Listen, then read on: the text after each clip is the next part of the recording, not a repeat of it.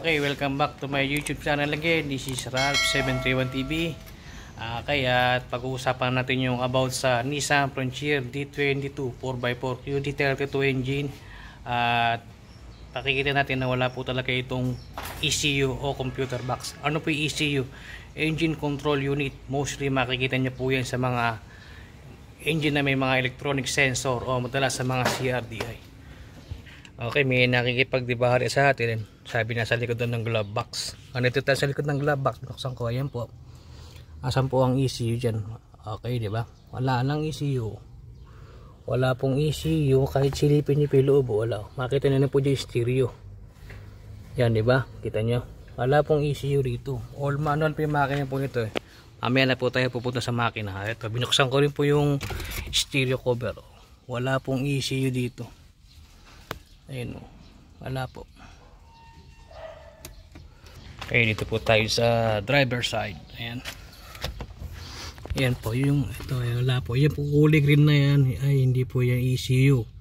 Controller po ng glow plug yan. Ayan po, ito, under the dash. Ayan po, stereo lang ang makikita niyo po dyan. Ayan, wala. Okay. Tinanggal ko na rin po yung cover. So, ito yung under the dash. Ito hindi po ito ECU. Connected po sa gauge, palagay ko ano po ito, isa airbag module. Tapos since automatic transmission po ito, and ito po yung module ng kanyang automatic transmission. Yan po yung control module, pero ECU wala po.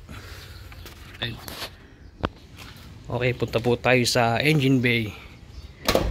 Ayan po ang TD27 po tsaka QD32 wala pong electronic sensor yan. So ayan, nakakita nyo po all manual. Kumbaga sa gasoline engine, ito po yung decarburetor pa. Ayan po yung injection pump nya. Ayan, wala pong mga electronic sensor. Ayan po yung mga nozzle, ayan kitang kita tubo lang. Sa mga direct injection po may mga wire yan, mga CRDI. Ayan po yung injection pump. Ayan po, walang sensor yung makina. All manual. So, paano po siya magkaka-ECU, di ba? Ayan po yung injection pump. Kita-kita nyo naman po, all manual. Di kable. Wala pong electronic sensor. Ang meron na pong may wire dyan, yung shut-off valve lang po yan. At saka sa ibabaw, yung tinatawag nating TPS. Dahil automatic transmission po, may TPS po yan sa ibabaw ng injection pump para pagtapak mo ng throttle, yun na. Ayan, basta tatandaan nyo po QD32 tsaka TD27 wala pong ECU yan sa mga lumabas na local Nissan Frontier Pilipinas, at tsaka wala po siyang turbo. Ayan po, all manual. Last time may nagpost, naghahanap pa ng check engine light, sabi ko wala kasi wala namang computer box. So wala. Yung sa ibang bansa po may ECU po itong Nissan Frontier na D22 kasi ang makina po nila mostly naka po say D30, ganyan ang makina. Ito po Nissan Frontier D22 4x4 UD32 po ang makina. Ayan.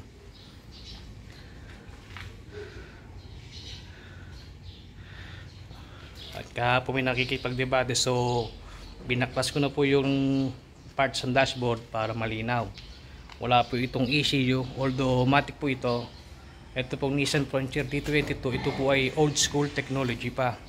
Ang ginangyari po kasi sa iba, inihahalin tulad nila sa mga modelo. Hindi pa naman po ito modelo. Matatandang makina na po yung QD32 tsaka po yung TD27. At saka local version ng Frontier Nissan D22, wala pong ECU lahat yan from the start. Kumbaga ano lang to ang origin po nito Nissan Eagle, binago lang yung mga panel pero pag binuksan yung loob parehas.